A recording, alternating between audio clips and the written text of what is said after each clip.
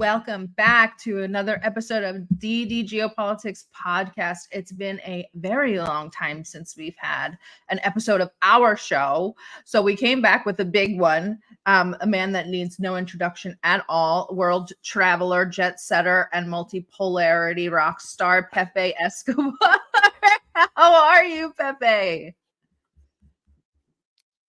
Hey, everybody! It's 10 p.m. in Moscow, and the FSB is all over the place.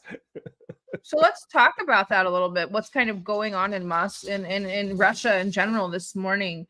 Kind of waking up to a sort of false flag terrorist attack, maybe, and then there's some sort of a breakthrough in Belgorod or maybe Bryansk, or what's going on? What's the vibe in Russia, and what is the media saying, if anything? How many hours do I have? As many as you need. You always ask that. You can have all day. Go ahead. I'll go get more coffee. Sarah, it's impossible to explain on StreamYard for the whole planet what's going on in Russia. It's impossible. You have to be here. And even while we're here, it's extremely complex. There are so many layers of fog, of shadow play, of what the French say, non-dit. I love that. You know, what is not said, but you can feel it, you know. I've been here since, I've been here for 6 or 7 weeks already. I've been to Donetsk and Donbass already. I've been to Sochi for the World Youth Festival. This week, I'm going on a surprise trip. I cannot say where, because the FSB knows where I'm going, but I cannot say where I'm going. And I'm going to be spending the Russian elections in a very, very special place. Yeah. So, okay, this is just the starters, right? So the main dish is, in fact, this week we had final confirmation from Washington that they want what the Germans call Totalen Krieg. They want total war. Why? Because William Burns, head of the CIA, who, by the way, he should know how to be, let's say, slightly more adept on shadow playing, and he's not.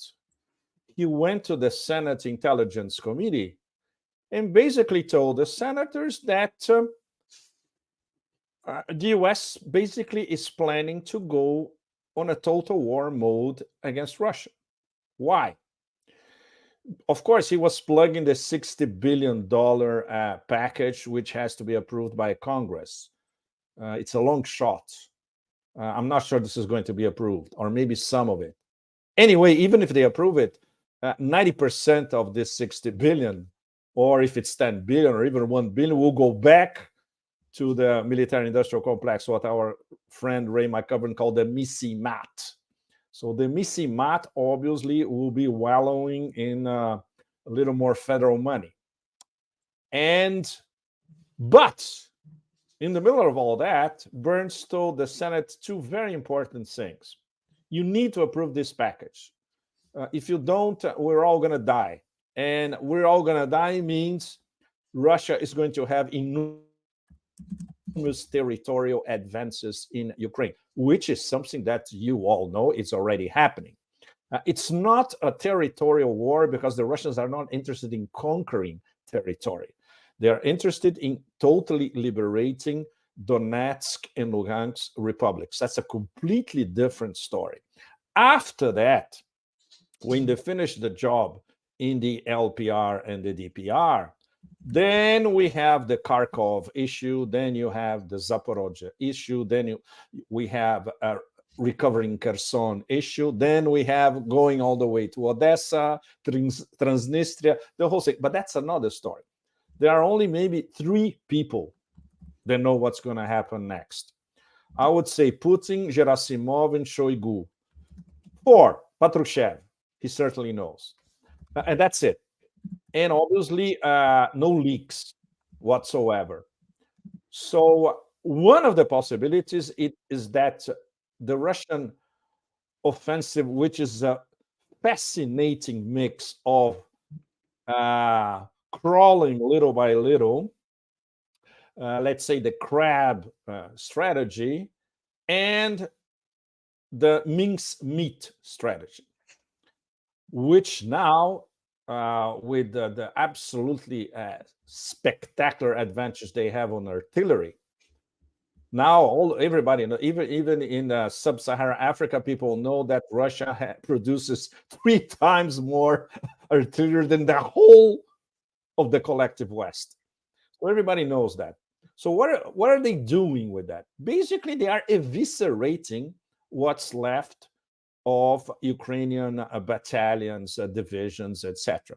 And Ukrainian prisoners of war, when they are captured and they talk to Russian military correspondents, what they say is absolutely horrifying.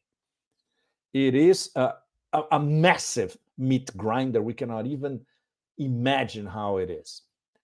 Well, Burns, he didn't say that to the Senate. What he said, it's something extremely more worrying because it's a mix of braggadocio, let's put it this way, and wishful thinking. He said that if this package is approved, Ukraine will be able to mount an offensive by the end of 2024. Ooh. Wow. Oh, Looney Tunes. Remember, when I was a kid, I was a big fan of Looney Tunes. This beats any Looney Tunes. This beats a Wile E. Coyote that everywhere, right? Okay. And he said something that is even more worrying. This will facilitate direct attacks by Ukraine on Crimea. We all know what that means. This is a casus belli, and this is the beginning of World War III in practice. Crimea is essential Russian infrastructure and a matter of national security for Russia.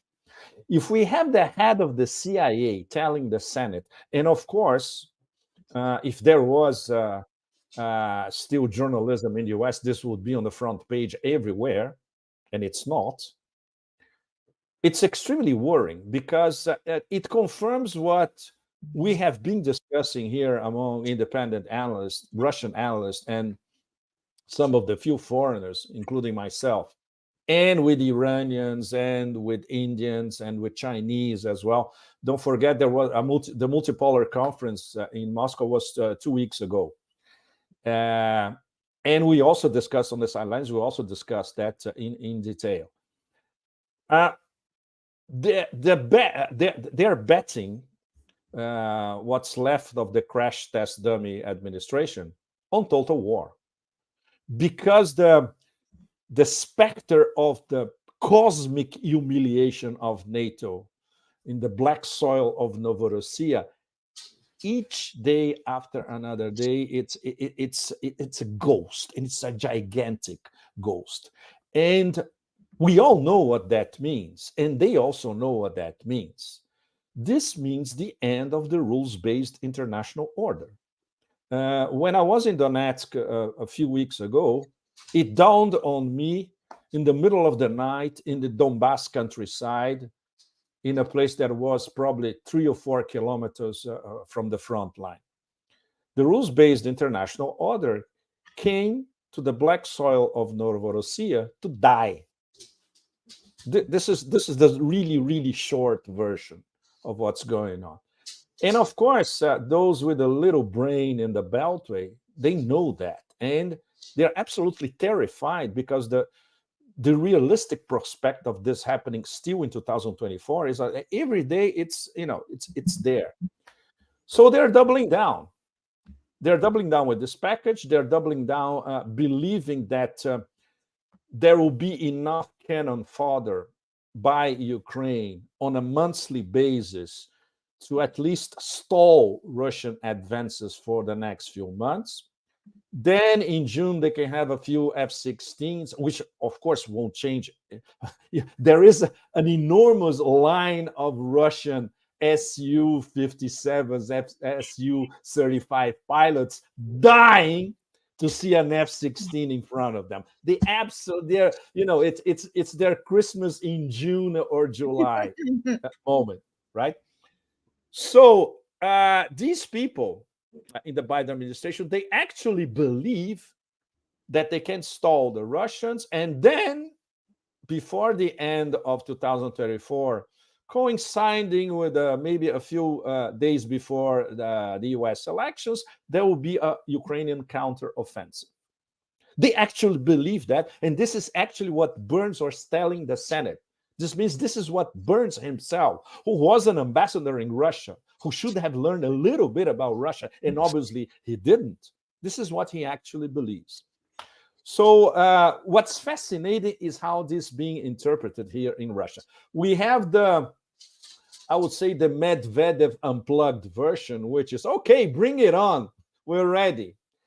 And we have the more measured reaction by Narishkin, the head of foreign intelligence, and they're saying, look, we've been telling you all along, this is what they want. No wonder there's no dialogue at all, and no wonder we know that they are desperate, and we're also ready. And of course, there is the Lavrov version, which is the extremely polite diplomatic version, which is something that he told us, a small group of us. We had a private meeting with Lavrov less than 2 weeks ago at the end of the Multipolar conference. We were like 10 or 12 on the table. Lavrov, of course, perfect gentleman. He was like during half an hour, 40 minutes talking about his diplomatic career, which is absolutely fascinating with background stories, etc. You could see how sad he was over the fact that Russia-US relations are less than zero at the moment, and especially Europe, because he had a lot of course, everybody in the European diplomatic community in the past, Lavrov was very close to all of them. And he said basically the same thing about the Europeans. He said, I cannot believe that the Europeans sunk so low that any possibility that they have of any strategic autonomy in their geopolitical decisions is absolutely over. And he said that with a very sad look on his face. But he also said something directly linked to what Burns would say a few days later. This means what, 2 or 3 days ago. Look, this will be decided in the battlefield. We know it, and the Americans know it. So the Russians know very well that what Burns, essentially translating what Burns said into Russian, it's the total despair moment. It's desperation row moment. So this is, Sarah, to answer your question in a lateral underground way, this is what's going on in the shadow play here. So people are not even paying attention to, I would say, these Netflix plot lines of four stooges in Germany talking about blowing up the Kerch Bridge, or Le Petit Roi in Paris, thinking of sending French troops who will be turned into beef bourguignon in 2 hours with no salt. Right, because all the salt is solid R. So you mentioned the multipolarity conference. I want to talk about that because there were some things that happened during those kind of 2-3 weeks with the multipolarity conference and the youth festival kind of backing up fantastic. Back to back. It was fantastic. Yes. So during the multipolarity conference, Transnistria started talking about doing yet another referendum. I believe this will be their third, if not their second, and the last one resulted in 90-something% wanted to go back to Russia. So they're talking about that, and Russia sometimes, and in the past, Russia has said like this isn't a good idea right now, etc. But Russia supported them having the referendum this go round. Then at the youth festival, the leader of Gagauzia went to there and asked Putin for protection, to which he said, of course. And then we had a whole big scandal in Moldova where they said if she comes back, she'll be arrested. Then she wasn't. And then there were a bunch of fans there for her. And we're seeing increased attacks on Odessa. So what what is happening? You mentioned obviously Novorossiya, and then we're going down into this land bridge into Transnistria. Do you think that with the messaging that Medvedev is sending and Putin about those border lands going to Poland, Romania, and possibly Hungary, do you see a chance for Transnistria and Gagauzia to assert their autonomy and go back to Russia? Not yet, but they know here, especially foreign intelligence, that there will be multiple attacks by NATO and by NATO surrogates all along the borders of the Russian Federation and the post-Soviet space. And of course, Transnistria is an absolutely key node. And of course, everything that is happening with this love affair between Moldova and NATO, it's about Transnistria as well. This, I would say that this is a secondary target for Russia, because the first target is DPR, LPR. The second stage, it's Kharkov, Zaporizhzhia. The third stage would be Odessa, and the fourth stage would be Odessa, Transnistria. So this is a long way away. We don't know. Nobody has the answer to this question. What if NATO makes a play with Moldova to isolate and to, or even try to take over Transnistria? Nobody has an answer to this question, really. I would say only the big guy has an idea. And obviously he discussed this with Gerasimov and Shoigu, of course. But they are prepared for, I would say, a concerted NATO offensive everywhere, including, of course, the Nordic Defender exercise in the Baltics. You see those NATO mutts saying that the Baltic now is a NATO lake. This is ridiculous. It takes one nuclear Russian submarine to extinguish those Baltic chihuahuas, all of them, in one go. So no, this is an absolutely stupid conversation. So it's sometimes it's infuriating to see from here the way the Russian military establishment, it's sort of like they're reclining in a very comfortable chair and just looking around, puffing a cigar, having a shot of bourbon, etc., and apparently doing nothing. This might be true in some cases. I'll give you an example. The Black Sea Fleet. This was a serious problem, because they only woke up after they had 3 ships essentially destroyed by swarms of Ukrainian drones and naval drones, especially. So they woke up only a few days ago. The commander of the Black Sea Fleet was removed. There's going to be a serious shakeup. They are already reorganizing the way to they didn't have enough defenses against these drones, the aerial drones and the maritime drones. So we can see some progress in the next few weeks or months on this front line. On the other hand, what's going on in the battleground in Novorossiya, it's fascinating, because apparently they are not doing anything, and they are, once again, eviscerating anything in sight with an absolute massive firepower. We can imagine if they apply this firepower in other parts of Ukraine as well. You know, so the know-how is there, the technological know-how is there, the lessons that they learned during 2 years of the SMO is there.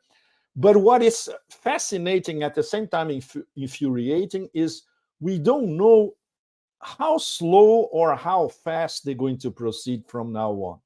And this, of course, provokes endless speculation here among very, very well-informed people, you know, people from the Siloviki community, let's put it this way, the Intel community, military correspondents on the ground in Novorossiya, Ukrainians who understand Russian as well and write for Russia, like my friend Rostislav Ishenko. Ishenko wrote an outstanding piece, basically saying what we were saying at the beginning of our conversation, that the Americans chose war.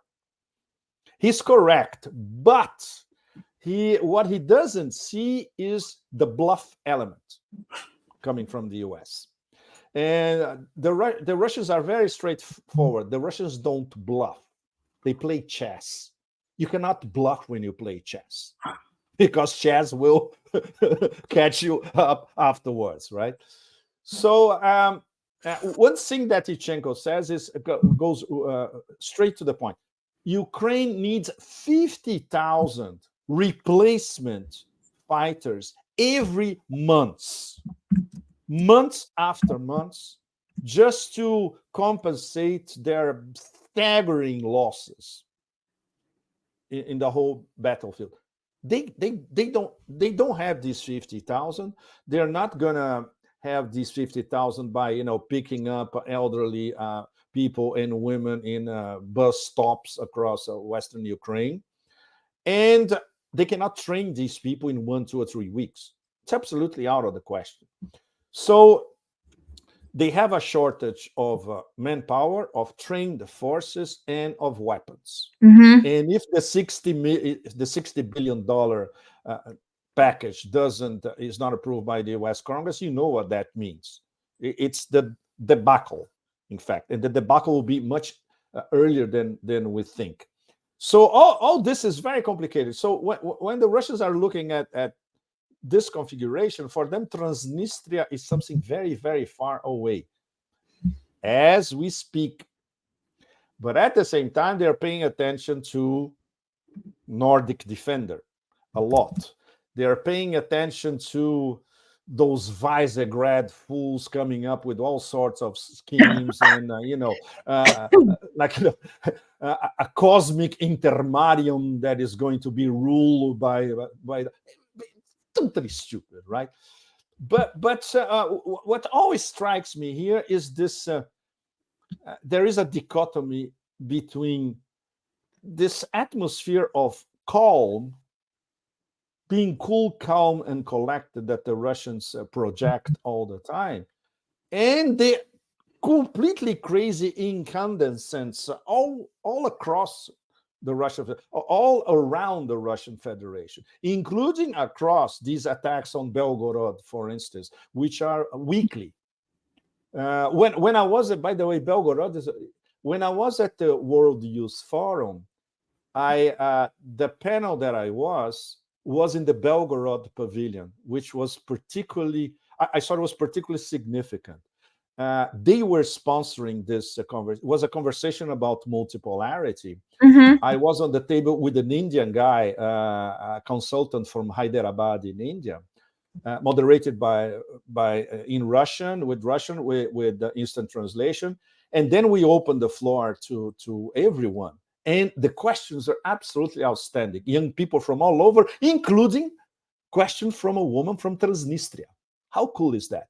And when I was in another table, I was watching the Valdai discussion on multipolarity as well. There were people from Transnistria, from South Ossetia, so people that in the West, we never see them, actually. And it's fascinating to be with them in the same room and then discussing with them. And then they actually tell you what's going on in Transnistria. The woman from Transnistria, she said, no, everybody here is calm. We know that in the end, the Russians are going to take care of us. Yeah, well, they said they would, especially Yeah. Transnistria.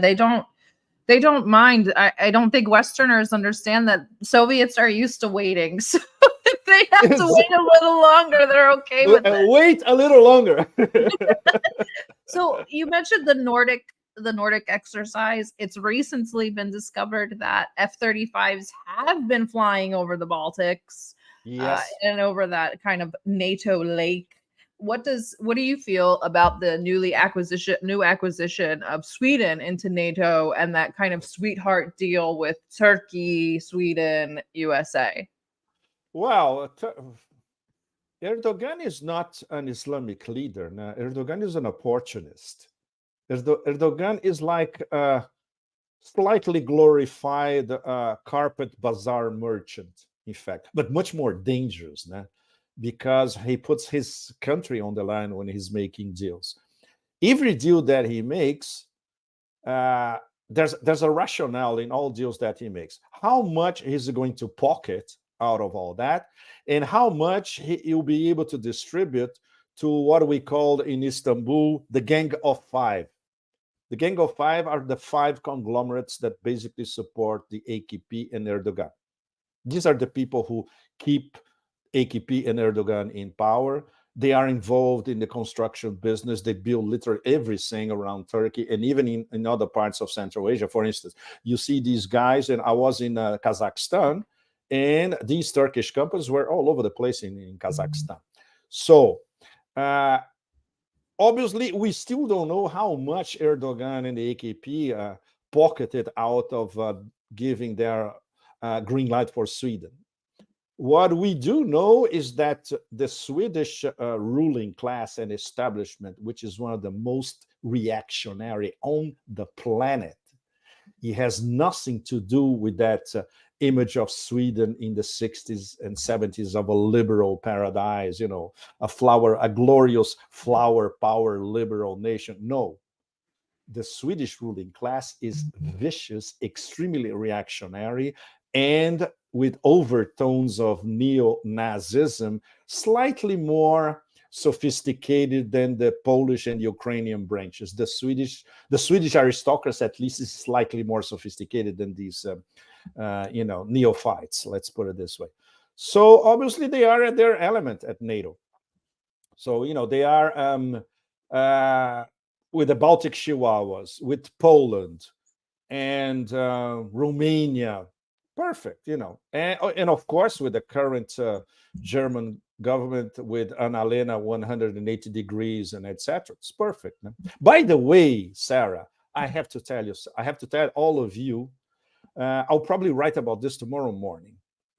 Do you know the hidden story about the 32-minute Four Stooges conversation on sending Taurus missiles to destroy the Crimea Bridge? I know a little bit. I listened to the conversation. I know Singapore was somehow implicated in the leak, but what else do you got for me?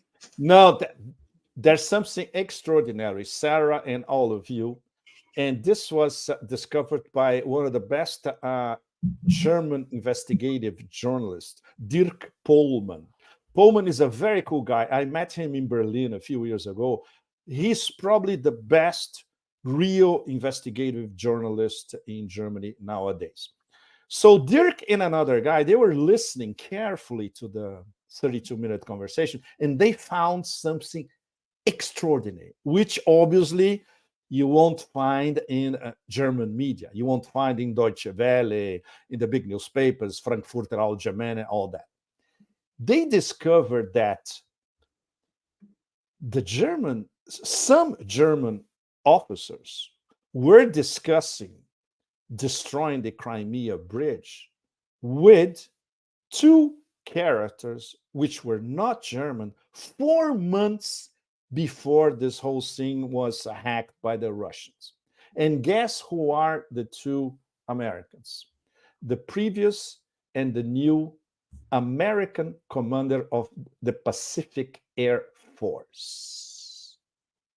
So this is extraordinary. So you have German officers and American officers plotting together to blow up the Kerch Bridge. So imagine how this is going to be. I'm sure the Russians already have this information. It was not leaked here. So it was basically Dirk and his fellow researchers, they found out just by listening to the conversation. They said, they're mentioning a guy called Schneider.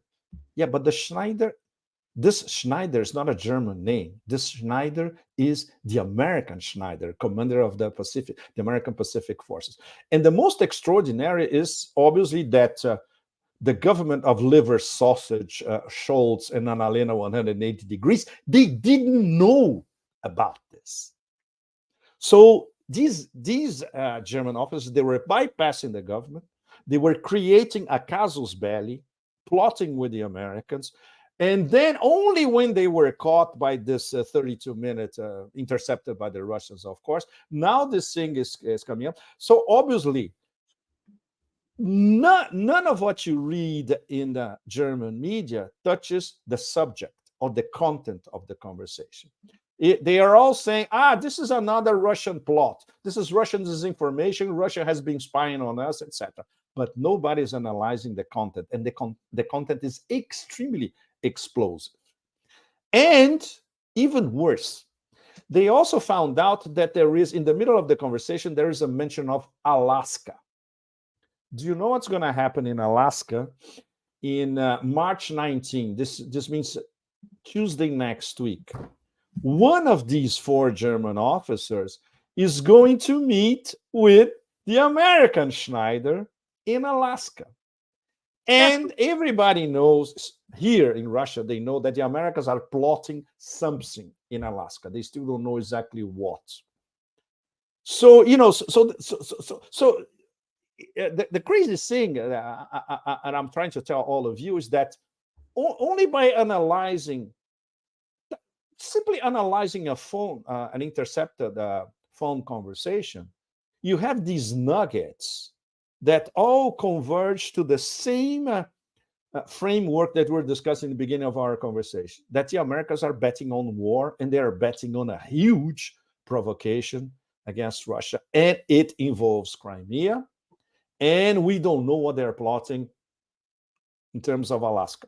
If we're talking about Alaska, then the desperation is palpable, because that's something that is completely out of left field. Even serving in the military for 13 years, I have never heard of anything like that, or even like auxiliary plans to do that. So there must be some real desperation in the United States for something, some kind of win.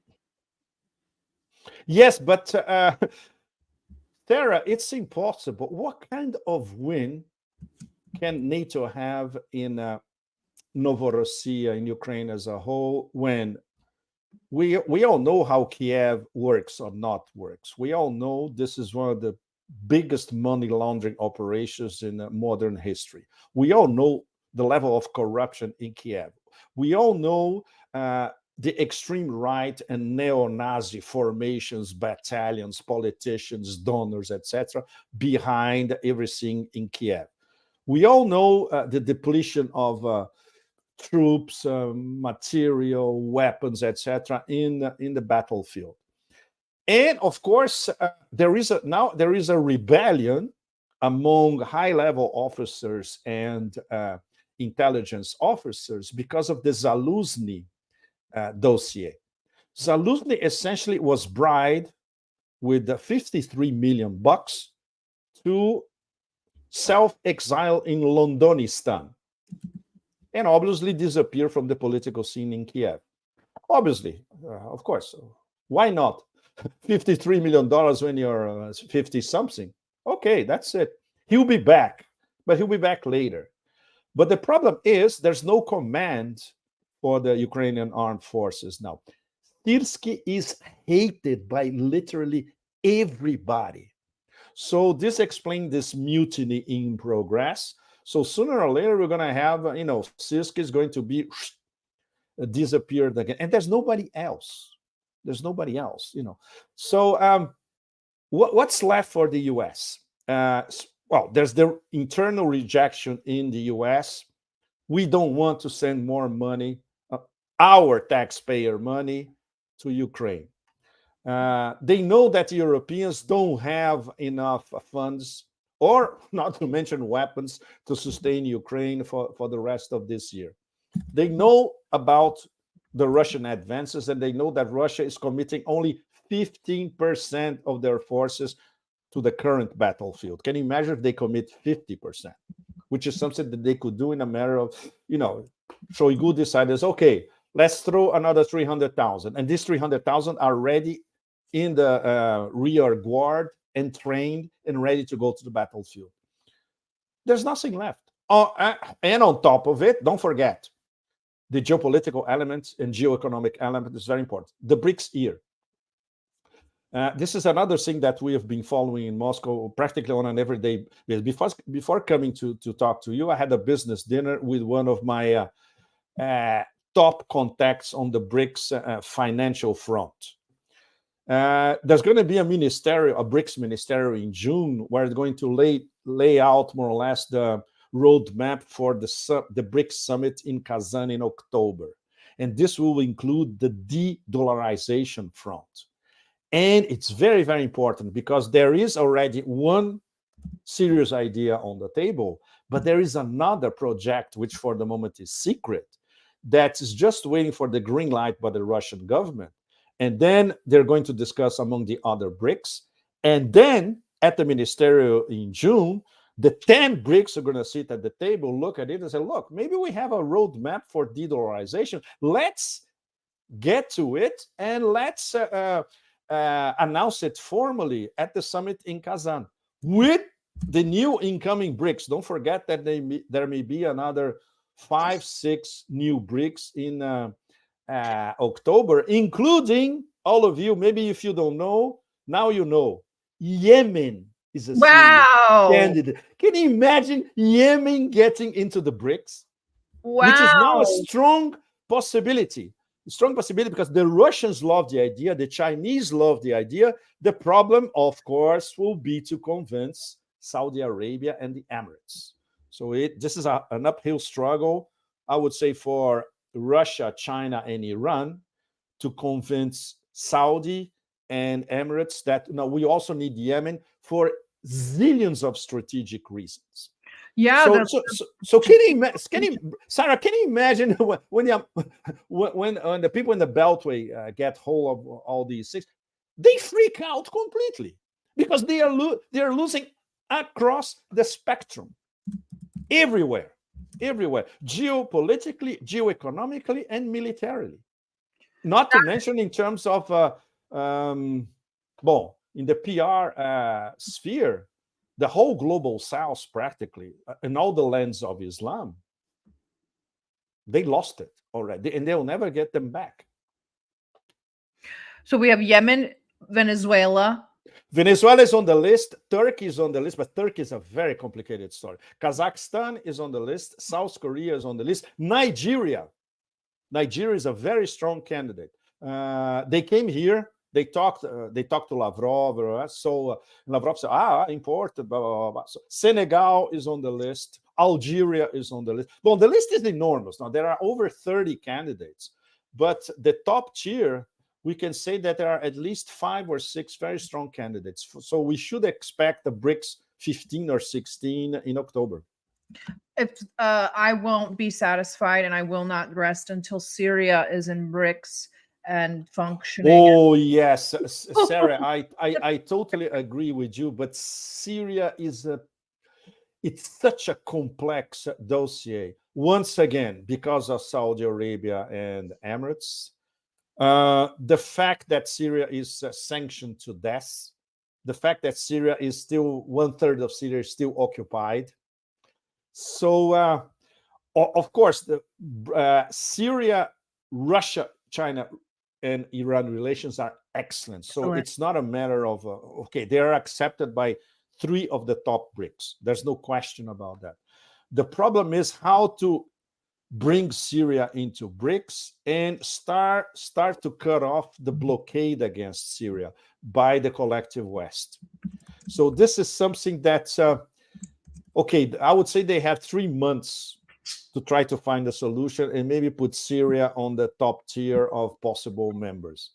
But the goodwill towards Syria, especially here, is, enormous. And from the Chinese point of view, absolutely the same thing.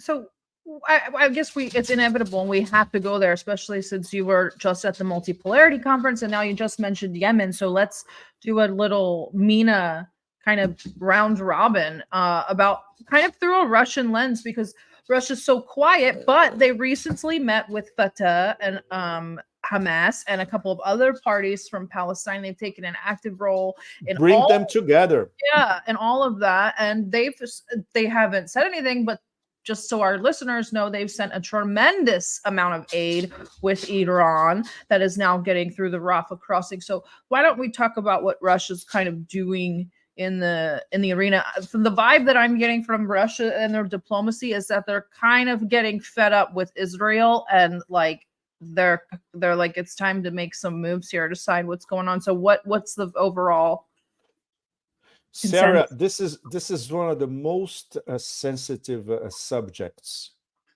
to discuss in Moscow. Extremely sensitive. I've been trying to get deeper into it for 1 year. I spent 4 months here last year, almost 2 months this year, and I plan to spend probably 6 till the end of the year. I never get really, really hardcore answers on the grip of the Irish. I have the Irish on my mind. The grip of the Israel lobby on the Russian elites. It's enormous. It's not as hardcore as I would say in the US or in France, but it's still ultra hardcore. The problem is, from a diplomatic point of view, the Minister of Foreign Affairs made a decision, a conscious decision. We're going to get the global south, the whole global south on our side, and we're going to get all the lands of Islam on our side. And they are doing it. This implies, of course, a divide in terms of how to deal with Israel, especially with the Gaza genocide. There is no clear-cut option like Russia is leaning this way, leaning that way, because the issue is extremely complicated, especially because some of the top oligarchs here, as we all know, they are Jewish. And many of them have their Zionist sympathies. Yep. So, and the citizen. That complicates the issue even more. But if we look at the actions of Russian diplomacy these past few weeks and months, they got practically all the lands of Islam on their side. They are defending a Palestinian state openly, just like the Chinese. The Chinese, for the first time, if I remember correctly, they explicitly said that what's happening against Palestine is an absurdity and they deserve their own sovereign state. This coming from a usually passive Chinese diplomatic corps is enormous. And this is also an influence of their very close conversations with Russia, China, and Iran. Oh, sorry, Russia and Iran, sorry, the Chinese. So this is very, very important. So this is also, I would say, a subsect of the BRICS conversation. That's the great thing about BRICS, of even if it's a club, but members of a club, when we go to a club, we go to the reading room or to the cigar room, we sit down and we talk to the people that we know in the club. This is what happens with BRICS. They pick up the phone one night and they say, look, let's talk about that thing happening in West Asia. This is how it works. It's fascinating. And the fact that, of course, the Ministry of Foreign Affairs of all these, they are meeting all the time. The Sherpas are meeting all the time. This is wonderful. And including how they are preparing the summit, but also discussing geopolitical and geoeconomic issues. So diplomatically, Russia is very close to the global south and the lands of Islam. But the relationship with Israel at the moment is in a sort of suspension. You notice that there are not many references by Putin or by Lavrov on the genocide in Gaza. They are very circumspect. But when they say something, for instance, when Lavrov says something, and he has been saying it in Valdai Club meetings, during our conversation at the Multipolar conference, it's very forceful. It says, look, we've been trying everything, who's blocking it. So they don't even have to say it, and of course, Moscow, and it's a very peculiar thing because the whole Israeli lobby practice is here, much more than in St. Petersburg. And of course, they are in the media. They are in a little bit in the Missy Mat, the Russian equivalent of the Missy Mat. Some of them are in some of the best universities in Moscow.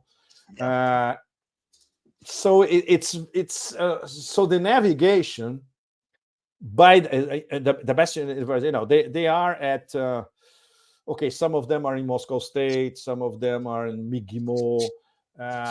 And they have a huge presence in media, so it's complicated. And of course, the number one rationale is what's happening in West Asia is not our war. Our war is in Ukraine. Technically, they are correct. But if Russia wants to have profit from the goodwill and the soft power that they have all across West Asia and the lands of Islam, they need to be forceful against the Gaza genocide. So for the moment, they made a choice. They are concentrating it on the UN, and they are seeing that it's not working. So we could expect something more, let's say, incisive if the genocide continues, which it is continuing, as we know, and the fact that in this BRICS year, the main characters of BRICS 10 that came on this new batch that becomes BRICS 10, they are from the lands of Islam. But in the middle, we find, of course, Saudi Arabia, which has a very, very complicated relationship with Israel, as we all know. So we have on one side Russia, China, and Iran trying to explain to MBS and MBZ in the average, look, you know what's going on in West Asia. Are you with that thing, or are you with us in terms of normalizing the situation and in terms of installing a new paradigm? And Israel will have to adapt to our paradigm because we are the future. We at BRICS, we are designing the future of multipolarity. We have an institution who's carrying that, allied with other institutions, the Shanghai Cooperation Organization, the Eurasia Economic Union, the Chinese Belt and Road projects, the African Union, CELAC in Latin America, ASEAN in Southeast Asia. These are all converging towards designing the new paradigm. And when you look at the US and Israel, they're completely out of the new paradigm. So sooner or later, there will have to be a clear choice by all these global South and emerging powers. And they have to, go straight to the point. Go straight to the point. And we don't see that at the moment. I would venture, I hate crystal balls, but by the time of the summit in Kazan in October, right before the American elections, BRICS they'll have to take a stand, a very forceful stand on the geopolitical sphere, on the construction of a new paradigm, geoeconomically, and in terms of the de-dollarization process. So it's all interlinked. So the change of paradigm includes telling Israel, look, you cannot behave like barbarians anymore. Or you're going to be completely, okay, all right, no problem. But you'll be completely isolated by most of the world. So it's in the end, it's Tel Aviv's choice. And for the moment, we can see that they are making their choice. They are self-isolating. Exactly. Like from the whole planet. Yeah, let's look at the way that the rhetoric has changed. Yes. Lavrov started off in the beginning, he's the one who said, this is not our war. And he was right. And then kind of recently, when he's been asked the same questions, he's kind of looked rather despondent and is like, this is a literal... Yeah, I don't think he said genocide, but I think that he has said Yeah, they do. The Russians are very careful. Yeah, yeah. They don't mention explicitly the term genocide, which is laden with we all know, right? But what they say is very, very close to denouncing a genocide. Well, I thought it was interesting during the Holocaust Remembrance Day, they were very adamant about portraying that they called what happened to the Russians a genocide, which I agree with, but they referred to it as that. I thought that was interesting choice of words during while this was happening. Maria Zakharova obviously said her piece, and she comes out more so in support of Palestine. We start seeing Yes. it more so with the Palestinian leaders. And I've talked to Andrei Martyanov, and he was the one who said, he talked to some Russian officials, and I'm wondering if you've gotten the same vibe. But they said at the end of the day, they need to protect the motherland. Yes. So that's Russia. Completely So correct. these couple million Russian Jews in Israel, that's at the end of the day, that's a moot point because the motherland is what has to be protected. And I just don't see Israel's presence being conducive to a multipolar world. I don't think multipolarity can exist in that region with Israel still in existence. So that's Yes. why I'm True. always like, this doesn't really jive well with Russia's kind of plans for multipolarity. Also, Dugin said Palestine will have to wait for her Russia, and her Russia is not Russia. But is Iran her Russia, or like what? Like where do we go? Exactly. In fact, the Russia for Palestine would have to be the lands of Islam, the collected lands of Islam. And at the moment, they are not doing much. In fact, some of them are doing less than zero. The case of Yemen is, I was almost brought to tears, to tell you the truth, by the way Yemen defends our people. This is the words of the Yemeni prime minister and all the leadership in Sana'a. It's absolutely fantastic. So we are defending our people for humanitarian, moral, and religious reasons. This is outstanding. Do you see this coming from Saudi Arabia? No. Do you see this coming from Turkey? No. Do you see this coming from Iran to a certain extent? Yes, but not as forcefully as from Yemen. Do you see this coming from Hezbollah? Yes, absolutely. Do you see this coming from other lands of Islam? Okay, Jordan, definitely not. And do you see this coming from Egypt? Absolutely not.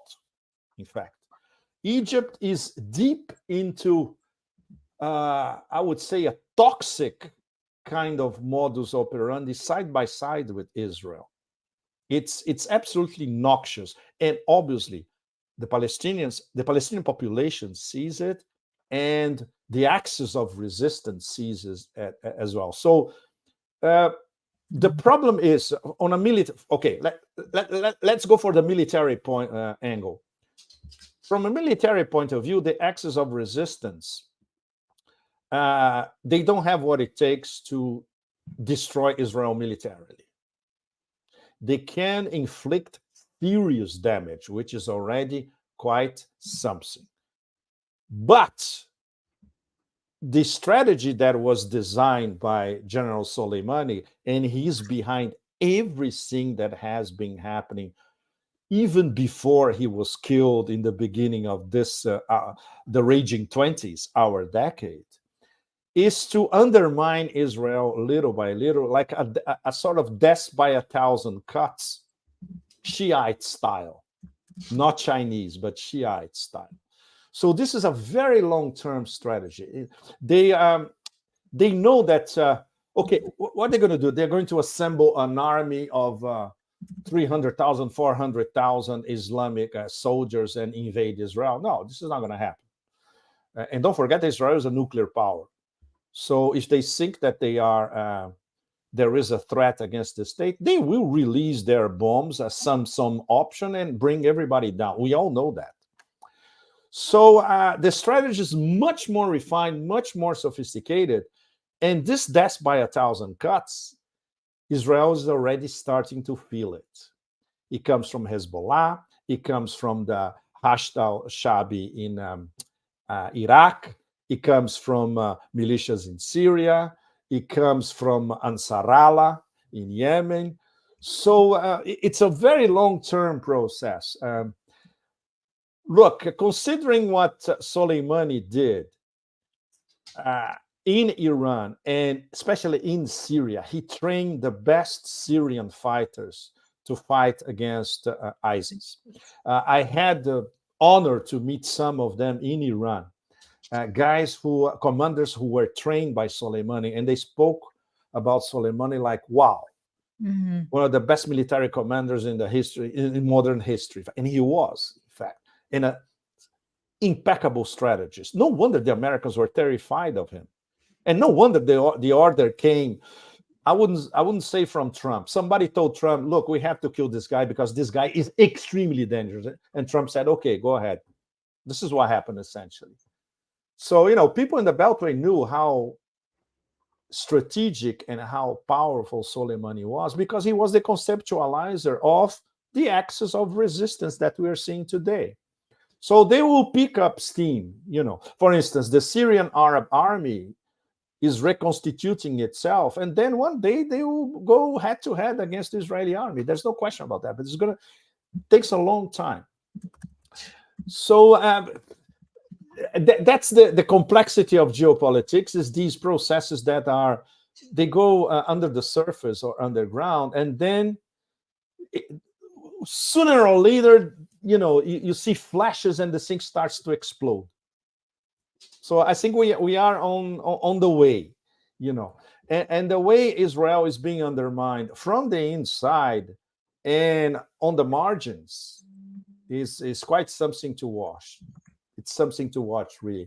And the role of Yemen in all that is absolutely extraordinary. With a simple, it took them one symbolic and practical act. Okay. We run the Bab al-Mandeb, and we run a circulation in the Red Sea. And these are the rules. And our rules are humanitarian, moral, and religious. If you don't follow them, you're going to be in trouble because these are our waters. And they turn the whole thing upside down. They turn upside down supply chains, which, they're bypassing the Suez Canal and going to the Cape of Good Hope. 4 times more than before. It's absolutely extraordinary.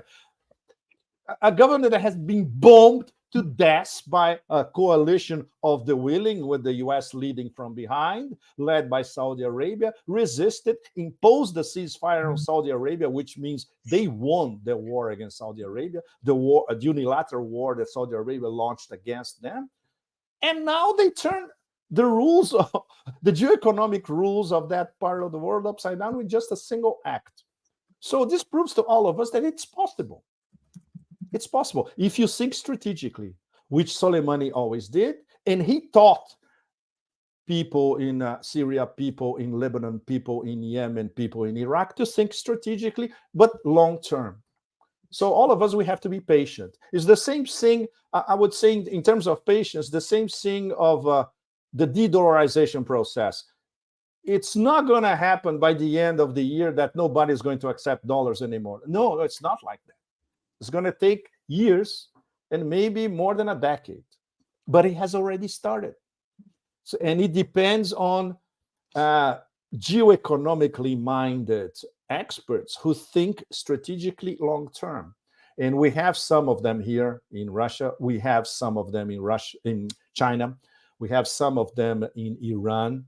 We have some of them in Latin America. But it's a long and winding road. Huh?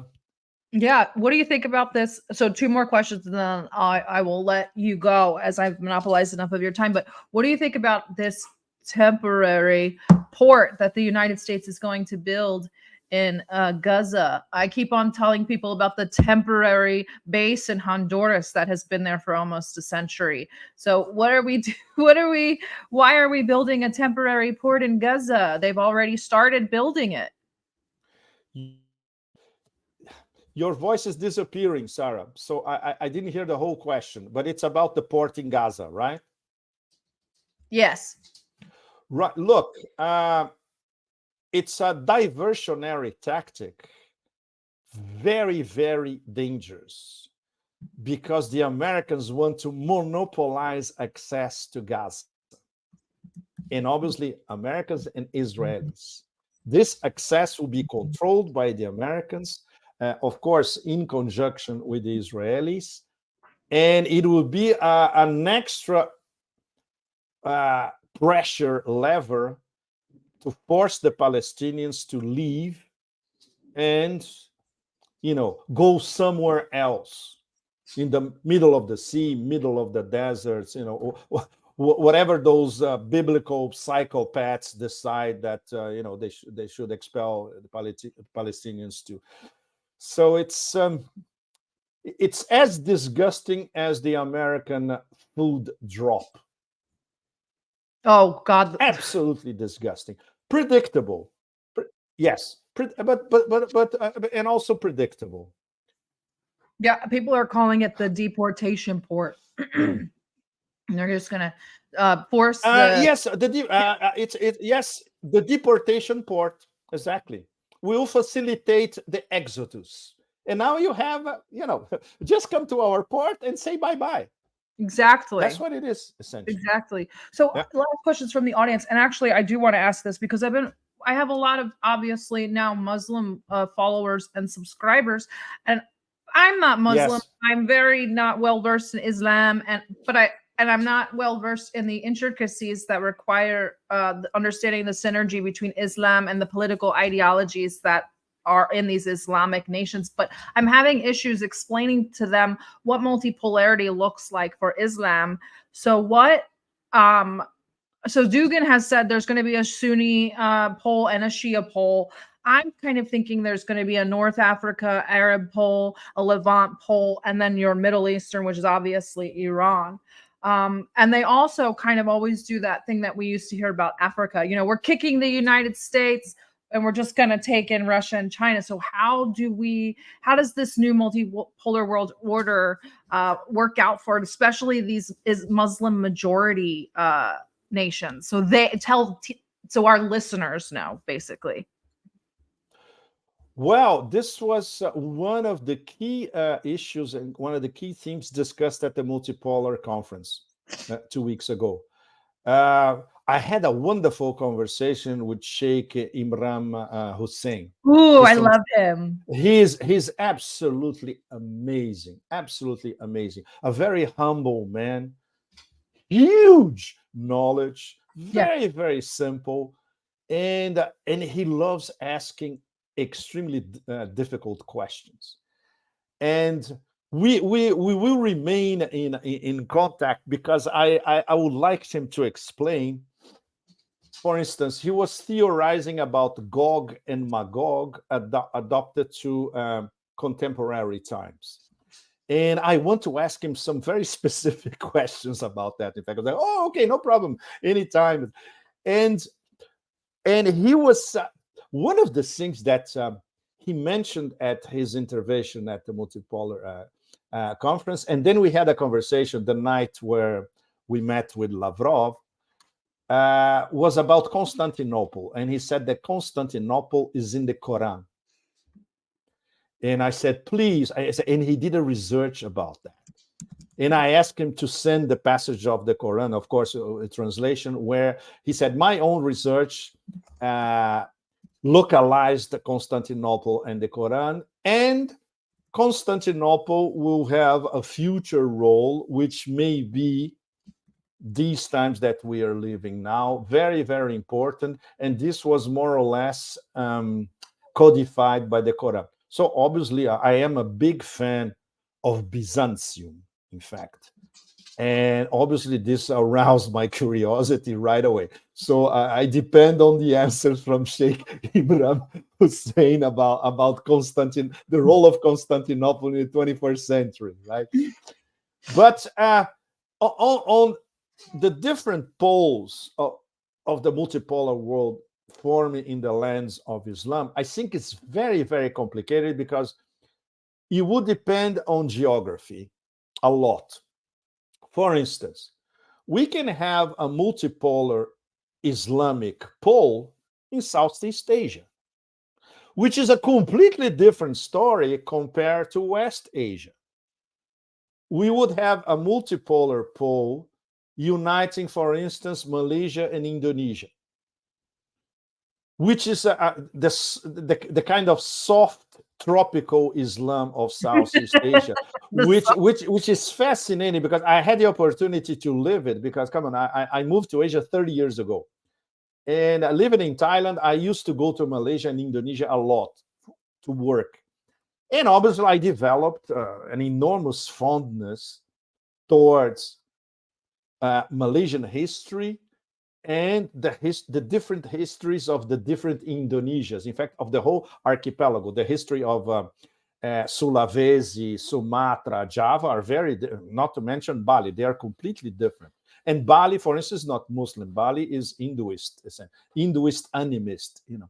But this Islamic pole in Southeast Asia could teach a lot to other parts of Islam on how to. They are Islamic societies, but they have an element of multiculturality among them as well. Shamanism is very much alive. Buddhism is still alive in many parts of Indonesia. Hinduism as well. And there is a coexistence, and there is an amalgam, which is fascinating to live, you know. And these are essentially harmonious society. Malaysia, which is a multicultural country, it's let's say Chinese world, the Indian world, and the Malay world, and they coexist and they developed, and they are a sort of emerging superpower of the global South as well. They can teach a lot to West Islam in West Asia. Sunni Shiite is way more complicated. For instance, the axis of resistance is Shiite, essentially, but the Arab street, Sunni, in many of these nations in Southeast Asia, in West Asia, sorry, they sympathize with the axis of resistance because they don't trust their rulers. If you talk about the axis of resistance in Cairo, go to the streets in Cairo and talk about the axis of resistance. Everybody is supporting them because they have deep distrusts towards the people who have been ruling Egypt after everybody after Nasser, let's put it this way. So I think in terms of an Islamic pole in multipolarity, no, there will be several interlocking Islamic poles in multipolarity. And there is an Islam of the diaspora of Islam all over the world, including in the US, for instance. This is a pole in itself. Just like the Chinese diaspora is not, it's quite different from mainland Chinese think about China. They feel deeply Chinese. If you talk, for instance, to the Chinese diaspora in Thailand, in Singapore, in parts of Europe, they feel that they are Chinese, depending on the region that they come from, China, but at the same time, they are global. And they look at the world from a global perspective, you know. So I would say that multipolarity, the way it is evolving, it would be, let's say, a tsunami of poles, but interlocking. Or, you know, if this is a big wave, each pole is a surfer riding the wave and not clashing with the other surfer. Sort of. To give you a Hawaiian metaphor, you know. Well, and then that poses another really good question that was asked by Guta. I think she might be your biggest fan. At least she's your biggest fan on my channel for sure. She's asking how, so with multipolarity, there's an element of egalitarianism, obviously, Yes. to that for the working class.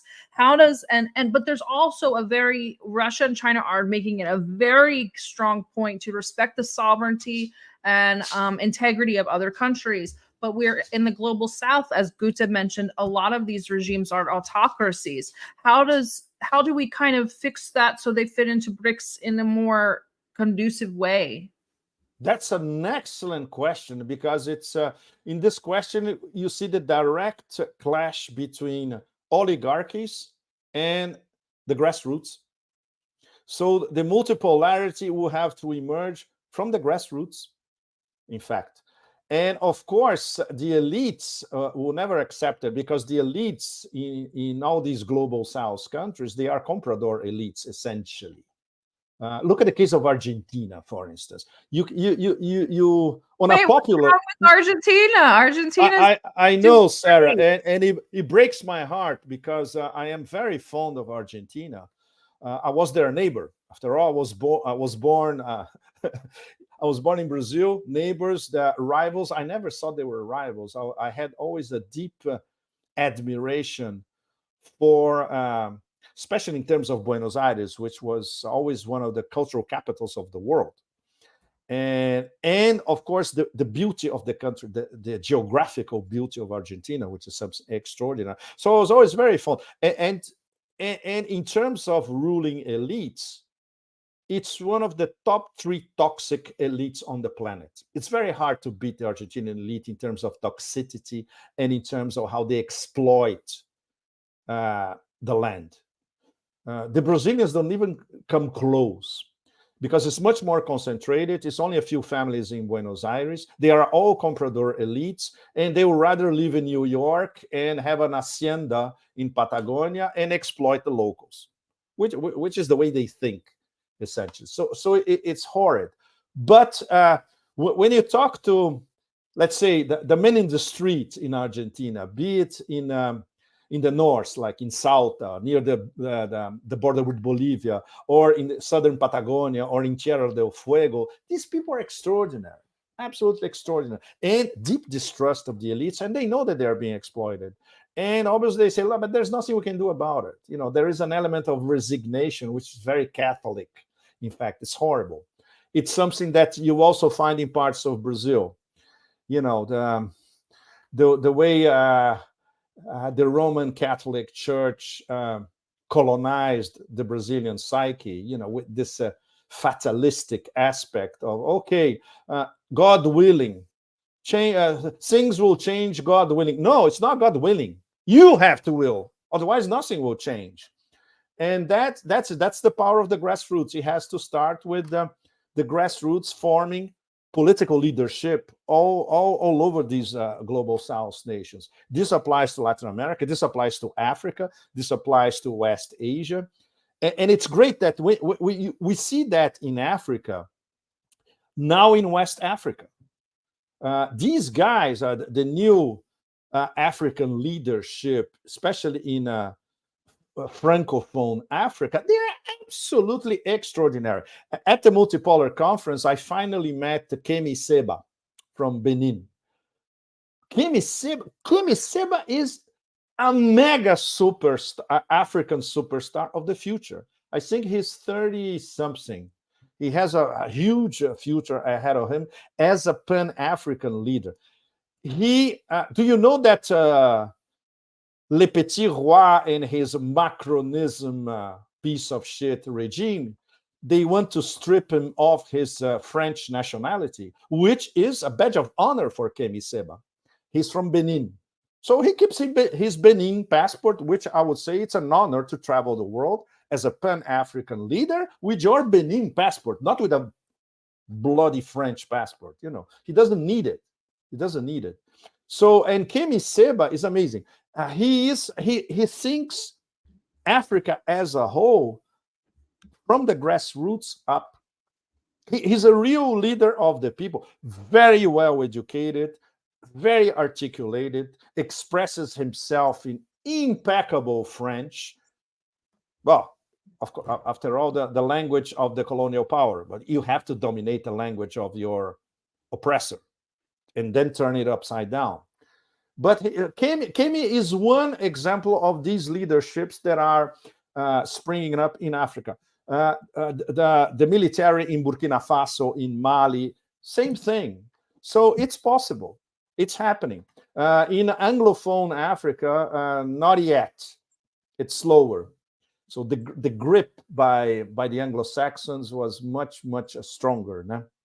The French, they always they never paid too much attention to West Africa. They were basically exploiting West Africa, and now they're going to pay the price.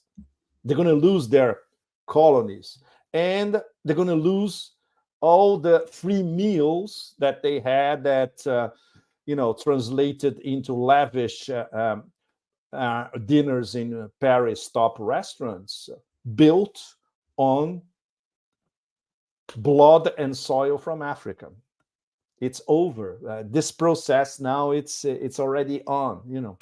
So it's essentially is a fight between the grassroots, conscience in the grassroots, education, of course, against these comprador elites at the top. So this is the fight for the whole global South, and it's irrespective of geography, everybody's fighting the same fight. Well, 2024 is the year of the dragon, aka the year of China. So, what's next for you? I know you said you're in Moscow. You always hang out in Central Asia. Any other travel plans? Where are you headed? What's on the agenda? Oh, I have Sarah. I have a list. My list of travel this year is brutal. I won't have time to go everywhere I want to go, but I'll be back in Asia in summer. I need to go to Shanghai to talk serious business related to BRICS. No, there is Yemen on the cards if I have a chance, and I will go to Yemen if I have the chance. Okay, if you do wind up going to Yemen, could you please let me know, because we work extremely closely with Yemen. We do excellent humanitarian projects there, and we've been trying to get in there for about 4 years into North Yemen. So have you been to Yemen, Sarah? No, I've been close to South Yemen, but I've never been to North Yemen. I've been to Saudi, and used to live in Bahrain, so I've gotten close, but I have no desire to go to South Yemen. I want to go. I want to go meet Ansarullah, who I speak to them frequently on Twitter and on social media. But yeah, so if you go, please let us know. Guys, you'll be among the first to know. And of course, I'll do a special for you about Yemen. I want to go. We want to go. We want to go. Tell us how to get there. Exactly. And I'll pass all the info to you and the channels, and you contact them directly. Perfect. I'm very happy with the connections that I made, and they already said, "Look, we want you to come." So better than that, impossible, right? And I hope this happens in the first semester. Let's say within the next 2 or 3 months max. Oh, we're ready. We're ready. And I would love to go to Lebanon, and I was discussing this here with my Lebanese friends. The problem is that they cannot take me to the front. It's too dangerous. You won't be able to. It's too dangerous. I would love to. I've been to that border. 4 years ago? I think 4 years ago. I've been to the tri-border, occupied Palestine, Lebanon, and Syria. And when we were traveling that border, it's the first time that I saw the new wall of shame, which is the wall that was built separating southern Lebanon from occupied Palestine, and it was facilitated by the UN. I don't know if all of you know about this. And when a small group of us, when we were traveling over there, they were still finishing the wall with all those, of course, ultra high-tech surveillance equipment. And but the good thing is that I talked to the Hezbollah people living over there, and they spill the beans about everything. I said, anything the Israeli try here, they're doomed. Oh yeah. So it was great to hear from them who actually lived there, right? Yeah. So well, I hope to see you in Yemen, or maybe even Lebanon. Lebanon's not difficult to get into, but thank you, Pepe. Thank you, Sarah. It was a real pleasure. We will see you soon, I'm sure, and we will be talking to you about Yemen. Guys, please go check out the new website at www.ddgeopolitics.com. The shop is open for PayPal transactions, and you can keep up with all of our new stuff on there. I'll see you guys on Twitter. Pepe, we're signing off. Thank you, Sarah. Thank you. Look, what I was going to say. Take a look at my Telegram channel, and I'll have a new book coming out in early April, published in the US. So I'll let you know about it. All right. What is it? We'll have to do a book club. A book club. Oh, I think you're gonna love the title, because the title tells the whole story. You can't The tell. The book is titled Eurasia Against NATO Stunt. Oh my God. I can't wait. I can't need a signed copy. Oh my God, that's going to be so great. Everybody's coming out with great books this year. You, Dan Kowalik, Aaron Mate, everybody's coming out with books this year. We need exactly. We need to write. We need to tell people at least the little bit that we know about all the horrors around, right? Yeah. All right. Well, thanks, guys. We will see. Okay, Sarah. Thanks. Thursday, thanks, everybody. Cheers. Thursday with Marwa Osman. Yeah. Oh yes, Marwa. She's awesome. Yes. So get ready for the crusade on Thursday, guys. Have a good week. We'll talk soon. Thank you. Cheers. Bye-bye.